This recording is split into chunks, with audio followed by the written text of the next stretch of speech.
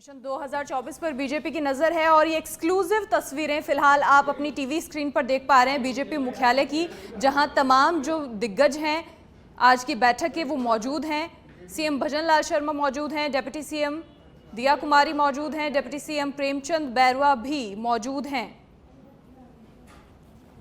प्रदेश BJP मुख्यालय से ये सीधी तस्वीरें आपकी टीवी स्क्रीन पर।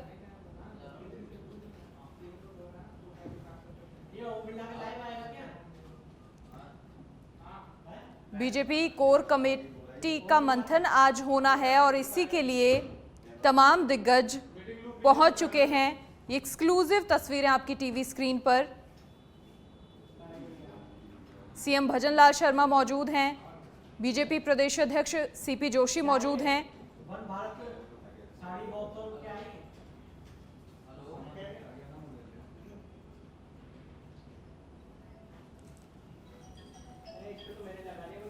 एक्सक्लूसिव तस्वीरें आपकी टीवी स्क्रीन पर।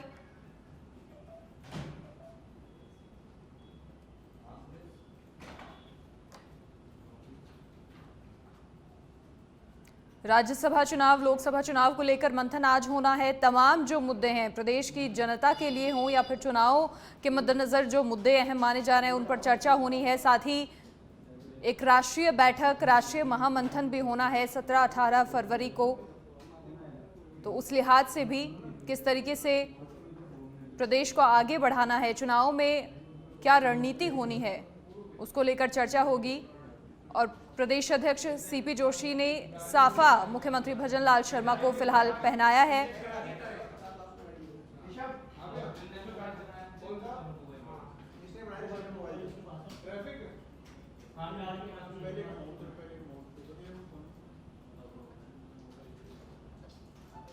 पूर्व मुख्यमंत्री वसुंधरा राजे यहां पर मौजूद हैं, केंद्रीय मंत्री यहां पर मौजूद हैं, प्रदेश प्रभारी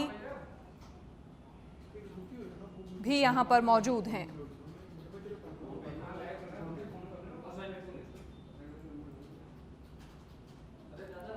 फिलहाल तमाम दिग्गजों का स्वागत सत्कार हो रहा है। Deputy CM doctor Premchand Bairwa ने बुके देकर प्रदेश प्रभारी का स्वागत किया है।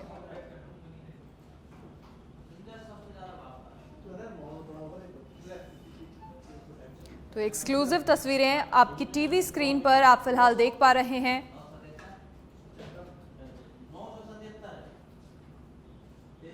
आज का दिन बेहद महत्वपूर्ण माना जा रहा है। ये और अधिक जानकारी के लिए सहयोगी लाल सिंह फौजदार फोन लाइन पर हमारे साथ फिलहाल जुड़ चुके हैं। जी लाल सिंह, बताएं, फिलहाल तमाम दिग्गज पहुंच चुके हैं, खुद मुख्यमंत्री भी पहुंच चुके हैं, क्या बैठक शुरू हो गई है? देखिए, बैठक शुरू हो गई है। आपने तस्वीरों में देखा, लगातार जो विजुअल आप देख रहे हैं उसमें स्वागत का जो एक परंपरा रहती है वो उसका निर्वहन किया गया और उसके बाद अब मीटिंग सुचारू रूप से शुरू हो गई है। और लगातार जो तमाम चेहरे कोर कमेटी की मीटिंग में आप देख रहे हैं, मुख्यमंत्री भजनलाल शर्मा मौजूद हैं, सीपी जोशी मौजूद हैं, अरुण सिंह मौजूद हैं, पूर्व मुख्यमंत्री वसुंधरा राजे मौजूद हैं, कैलाश चौधरी मौजूद हैं, वीरेंद्र सिंह मौजूद हैं, अलका गुजर मौजूद हैं, कैलाश मीणा मौजूद हैं।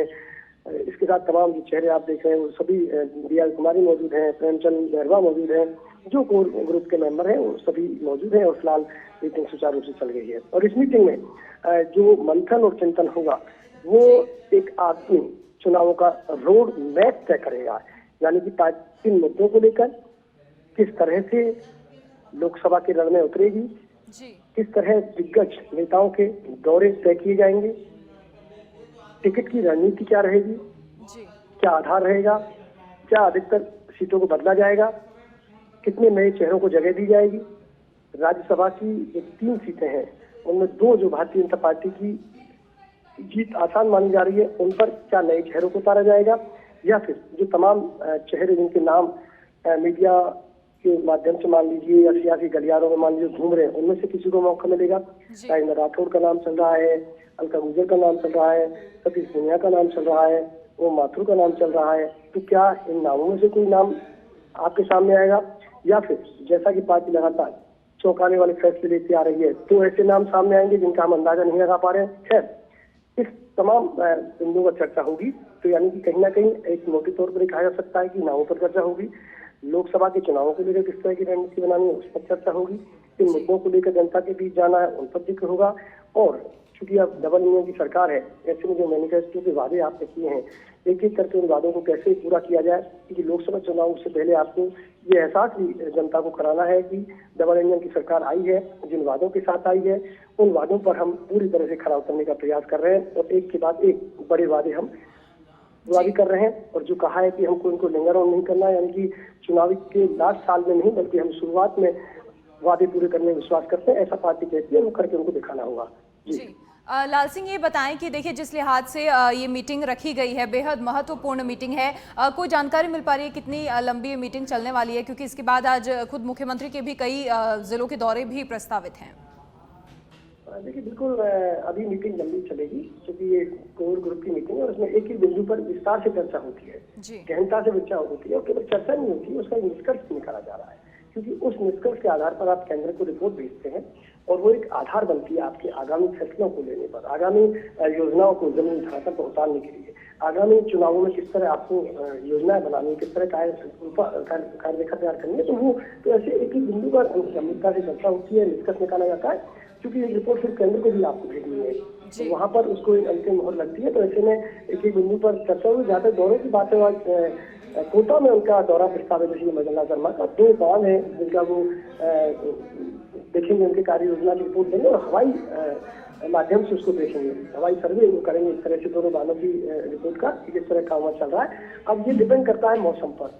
मौसम जैसा कि मैं अब आपसे बात कर रहा हूँ तो मौसम कहीं ना कहीं धूप है, कहीं छाव है, तो ऐसे में अगर बादल अधिक रहते हैं, वर्षा का माहौल होता है, तो निश्चित रूप से दौरे पर संशय हो सकता है। लेकिन अगर मौसम साफ होता है, इसलिए मदनलाल शर्मा अपने तय कार्यक्रम के आधार पर कोटा के दोनों बांधों का निरीक्षण करेंगे, समीक्षा करेंगे। जी बिल्कुल लाल सिंह, देखिए तमाम दिग्गज वहां पर पहुंचे, आपने उनसे बातचीत भी की, फिर चाहे वो डिप्टी चीफ मिनिस्टर हो या फिर प्रदेश अध्यक्ष हो, तमाम लोगों से आपकी बातचीत हुई। क्या कुछ सामने आया, कुछ बिंदुओं पर उन्होंने कहा हो कि हाँ ये बहुत अहम रहने वाला है? जैसे काफ़ी सारे मुद्दे थे, राम मंदिर का जो मुद्दा था उस पर भी उन्होंने कहा कि ये प्रदेश के लिए एक कहीं ना कहीं एक बड़ी जीत है, पूरे देश के लिए बड़ी जीत है, जिसे लेकर जो जनता है, देश की जनता भी काफी हद तक जो है सरकार के पक्ष में है, सरकार से खुश है।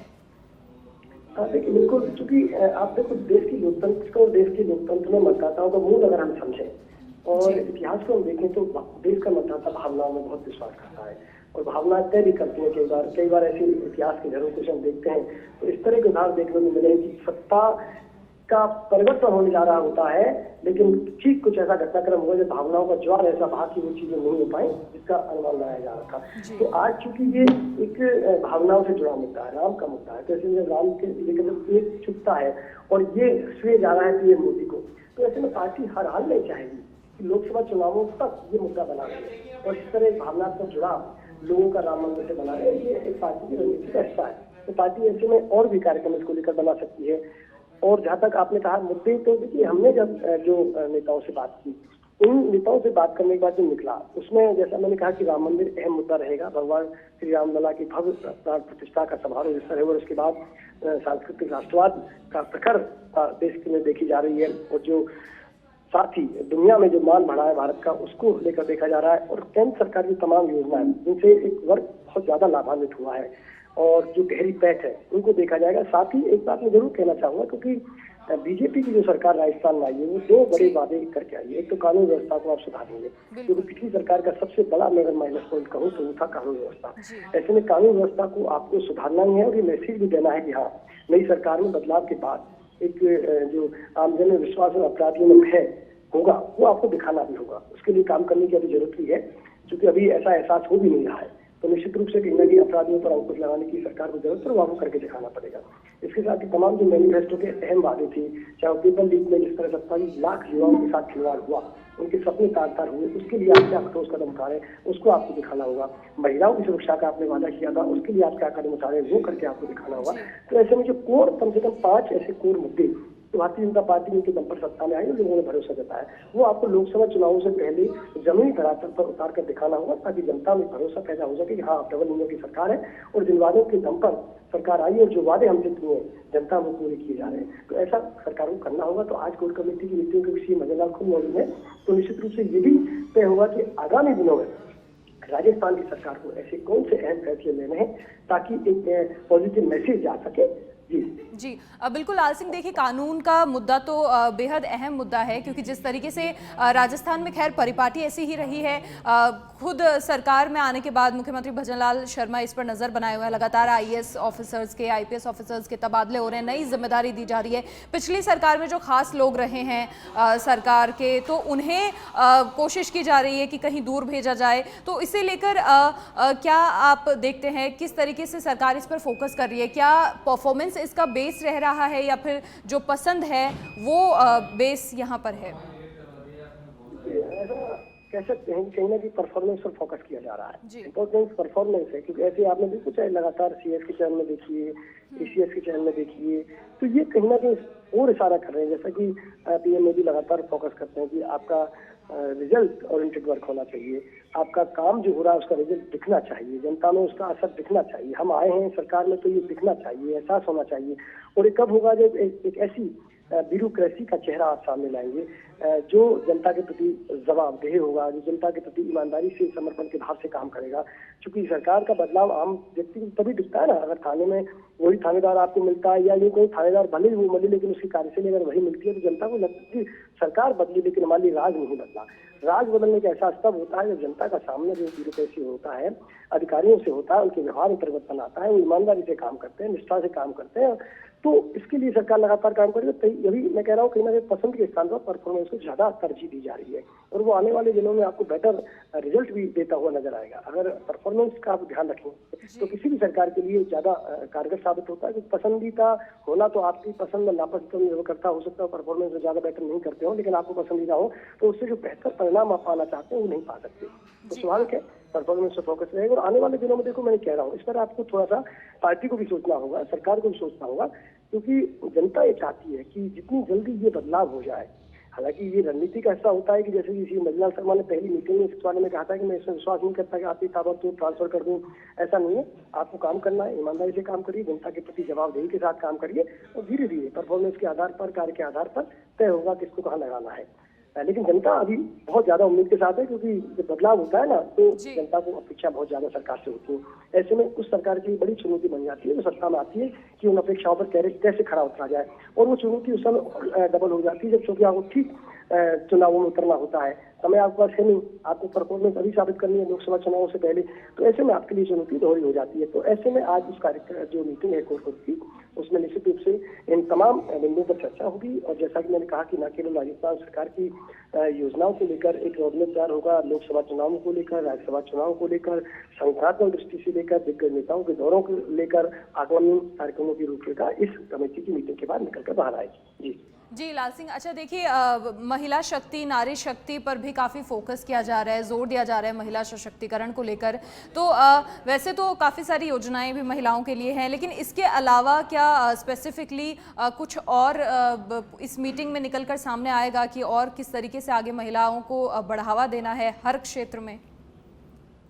बिल्कुल निश्चित रूप से निकल के आएगा, क्योंकि न केवल ये एक तरह से कार्य योजना चल रही है या जो कार्यक्रम चल रहे हैं उनका फीडबैक ध्यान दिया जाता है, उनके बारे में पता लगाया जाता है कितना किस जो कार्यक्रम है उसका कितना प्रभाव हो रहा है, या हम जिस रूप में कार्यक्रम को जनता के बीच ले जाना चाहते हैं क्या उस रूप में ले जा पा रहे हैं, या फिर हम जिस योजना के माध्यम से जो चाहते थे जनता का फीडबैक है क्या वो मिल रहा है, क्या कमियां हैं, क्या खामियां हैं, उनको कैसे दूर किया जाए, इसके साथ ही उसको और कैसे प्रभावी बनाया जाए। और अगर किसी योजना का लाभ आपको मिल रहा है जो अपेक्षा आपने की है, तो उस योजना को और आगे बढ़ाया जाए, यानी कि उसके समानांतर एक योजना और लागू की जाए या ऐसा और कोई कार्यक्रम चलाया जाए।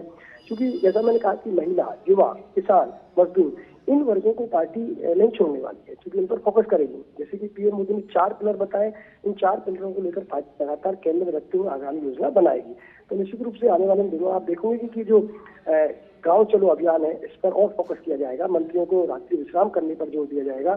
आप जाइए शुक्र शनिवार को, आपको रहना है होगा तो वहाँ जनसुनवाई करिए, जनसुनवाई पर अधिक फोकस किया जाएगा, क्योंकि सभी मंत्रियों को, विधायकों को पहले ही कह रखा है कि आप आवास में जनसुनवाई करिए, ऑफिस में ऑफिस के काम करिए, और जब आप अपने क्षेत्र में रहें शनिवार और रविवार को, तो आप वहां पर कोशिश करो कि गांव में रात्रि विश्राम करो। तो इसमें गांव चलो जो अभियान है, इसमें करीब 86,000 कार्यकर्ता 54,000 गाँव में जाएंगे और चौपाल करेंगे, लोगों से मिलेंगे, लोगों की समस्याओं को जानेंगे, रात्रि विश्राम करेंगे। तो गाँव चलो अभियान एक बहुत बड़ा अभियान पार्टी ने लिया है, जो आपको निश्चित रूप से जमीनी धरातल की जो तस्वीर है उसके दर्शन कराएगी, या मैं कहूँ कि जमीनी धरातल की वास्तविक तस्वीर से आपको रूबरू कराएगी, ताकि आप उस तस्वीर को ध्यान में रखकर योजना बना सकें।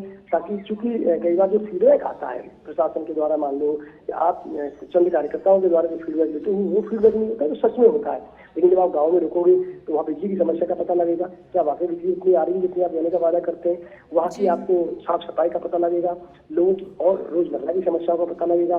किसान आपसे मिलेंगे तो अपना सर जो दर्द है वो साझा करेंगे, तब जाकर पता लगता है वास्तव में क्या हो रहा है। आपको पता लगेगा कि आज भी अगर PSC CSC नहीं हो तो एक महिला जो बच्ची के कारण नहीं हॉस्पिटल नहीं होने के कारण पीड़िता अपनी जान गंवानी पड़ती है, तो ये तस्वीर कब सामने आएगी? तभी तो सामने आएगी जब आप गाँव में रुकेंगे, जब देखेंगे अगर बहुत गंभीर बीमारी होती है, पता लगता है जिला मुख्यालय के अलावा आसपास तो हॉस्पिटल ही नहीं है।